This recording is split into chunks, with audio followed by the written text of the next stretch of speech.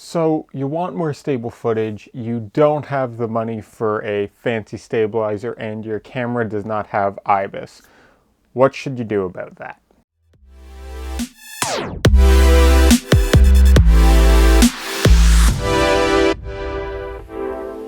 What's going on, everyone? If you're new around here, my name is Finn Badgley. I'm a commercial fashion and portrait photographer who has also been known to dabble in video and filmmaking quite a bit. And today I'm going to walk you through a couple tips that you can use right now to get better stabilized footage, less shaky handheld shots, pretty much without spending anything. Definitely without breaking the bank. And these tips are especially handy if you don't have access to something like a gimbal or if your camera does not have IBIS built in. But that said, even if you're using some of these things, some of these features to get you more stabilized footage, these will help with that anyways. So without further ado, let's get into it. Right off the bat, you may have heard kind of talk about this before, and it's about how many points of contact with the camera you have. Typically, if you're holding it out in front of you with just your two hands, it will give you more stable footage than if you are holding it with one hand.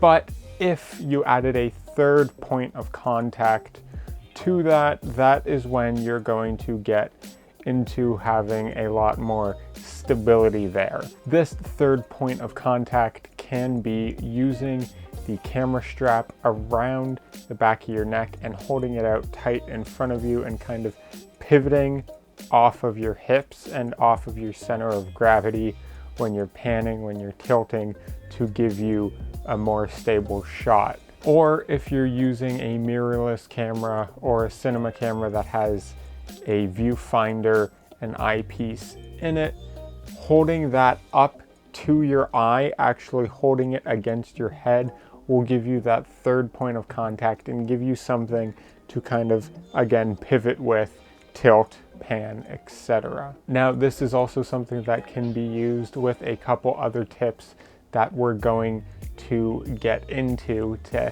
create even more stability in your shots. Jumping along to number 2, this is a trick even the military use, and that is controlling your breathing. Keeping a steady breath when shooting is going to allow you to be more composed and more focused, and it will allow you to get a cleaner, smoother image, a smoother shot, and up the quality of your footage. If you're holding your breath, you might start jittering a little bit, and if you're not slowing your breath down at all, you might also just kind of be moving around a little bit too much. But kind of staying focused, slowing your breathing will allow your movements to become more fluid and give you a better shot. You might think this is all witchcraft, but trust me, if you give it a try, it does make a difference. It even makes a difference if you're taking photos or anything. And this you can combine with how many points of contact you have. So you have either your camera strap or holding it up to your eye, and you slow your breathing down. Those two are going to combine to give you a extra little bit of spice and really stabilize your shots. Moving along to number 3, you've definitely heard of this one before from many people, and some people have different names for it. It's most commonly referred to as the ninja walk, this kind of slow heel toe movement that may look silly on the outside, but it is so worth it. Even if you're on a gimbal, even if you're using IBIS, this is something that will increase the stability of your footage no matter if you're handheld or on the most stable rig out there. You could be on a whole chest steady cam outfit and still this will increase the results you see out of your footage, especially if you combine this with steady breathing and those points of contact. Now we're talking. And number 4, this is specifically related to if you're shooting with a DSLR or a mirrorless camera, something that is quite a bit lighter. you'll get often what's known as these micro jitters, just based on how you're holding the camera, how you're moving, and you'll see that come out in the shot. And that's why sometimes in film and TV, you'll see these shots that maybe aren't the most stable, but because the camera is very heavy, it will give a bit of stabilization there that kind of makes it easy to watch. Now, when you're shooting on a DSLR or mirrorless camera, it is much lighter, so you get these micro jitters. A way to fix that is by adding weight to the camera itself.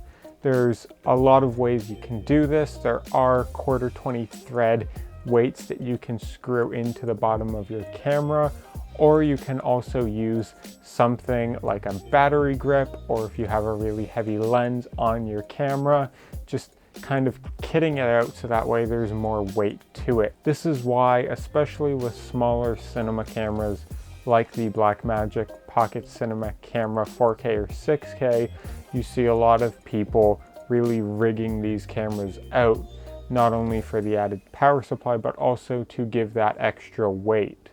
Sometimes people will go as far to turn this into shoulder rigs, and that's where we get into the 3 points of contact again. And going back to that for a second, if you have a shoulder mount, whether it's DIY or something a little more substantial, that'll give you that added point of contact. And sometimes when you're rigging out a camera like this, adding that weight and putting it on a shoulder rig is a way to give you 3 points of contact and increase the weight of the camera, giving you 2 levels of stabilization there. So you can really see how a lot of these tips kind of blend together to work off one another.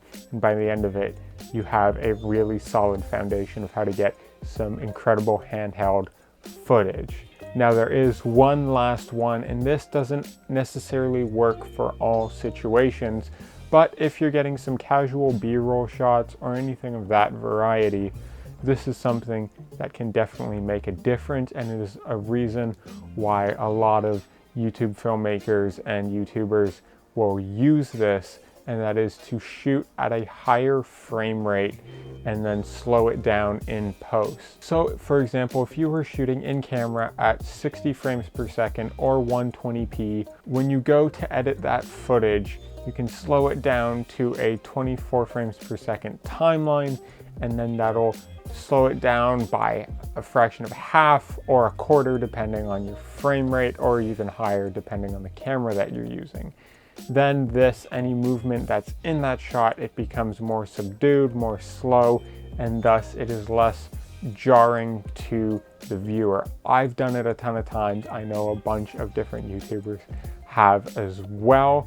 Sometimes on larger productions this isn't used as much, and that is because they're using a lot heavier and larger rigs that are usually hooked up with a lot of stabilization equipment there. And if not, it's because it's done for a stylistic purpose.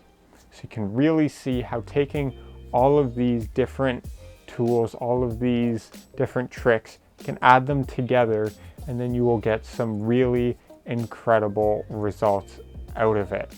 Now, if you enjoyed this video, if you got some value out of it, drop a like, leave a comment if you like this kind of thing, if you want to see more video and filmmaking tips from me in the future. Trust me, I have quite a few. Subscribe if you haven't already. Hit the bell to be notified when I post new videos, and I will see you on the next one.